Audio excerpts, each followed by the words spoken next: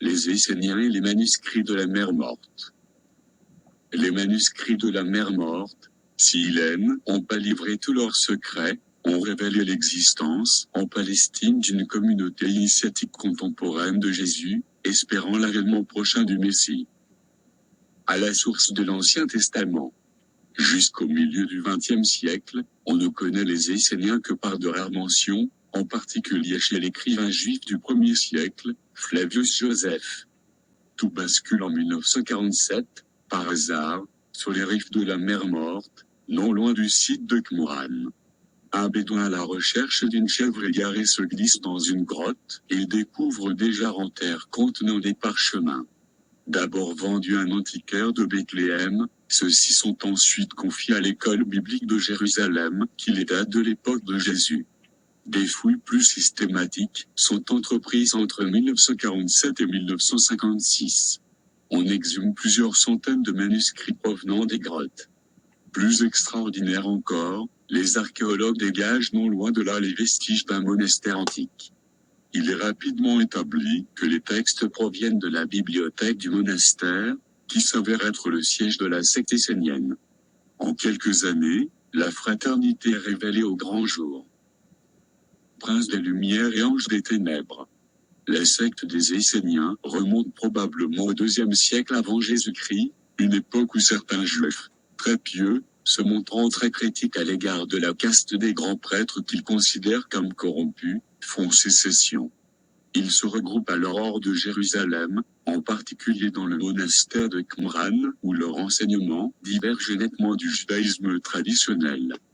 Croyant à un dualisme entre le corps et l'âme, espérant la venue d'un Messie vengeur, les Esséniens se préparent à celle-ci en vivant dans la pureté et l'ascétisme. Ainsi, la règle de leur communauté leur impose telle une vie austère marquée par une alimentation frugale, le renoncement aux richesses, de nombreux rituels de purification, des prières quotidiennes, la promotion de la chasteté, même si leur groupe se compose d'hommes et de femmes. Selon leur discipline, il s'agit de suivre le prince des Lumières et non l'ange des ténèbres. Sous la férule du maître de justice. Strictement hiérarchisé, la secte se compose d'un premier cercle extérieur formé par les practici, chargés de travailler pour la communauté. Viennent ensuite les theoriciti, les contemplatifs qui sont les vrais initiés, vivant dans la méditation, mais pratiquant également l'art de la médecine, dans lequel ils passent pour être experts. Au sommet de la fraternité, le mystérieux maître de justice est détenteur des mystères merveilleux et véridiques. Il est entouré d'un conseil de 12 membres élus. L'admission dans la secte est des plus difficiles, 2 à 3 ans d'attente et d'épreuves sont nécessaires pour la rejoindre avant qu'un baptême concrétise l'entrée du nouveau membre. On estime que 4000 Esséniens vivent à Qumran à l'époque de Jésus.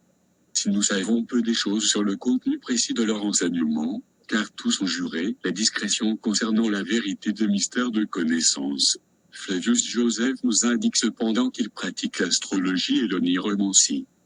Ils reçoivent également la promesse d'obtenir la vie éternelle s'ils se conforment en tout point à leurs règles, la prière, le jeûne et l'espérance dans le salut. Jésus, maître de justice de la secte.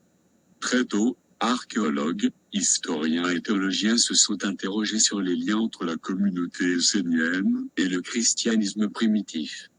Car les manuscrits de Qumran présentent d'indéniables analogies avec le christianisme des premiers temps, attente messianique, vive critique contre les prêtres du temple, importance accordée à la grâce divine.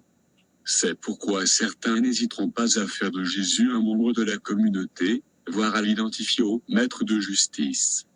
Les partisans de cette dernière thèse se plaisent à voir, dans les controversées éditions des manuscrits de la mer Morte, la main du Vatican, qui aurait tout fait pour empêcher des révélations préjudiciables au dogme.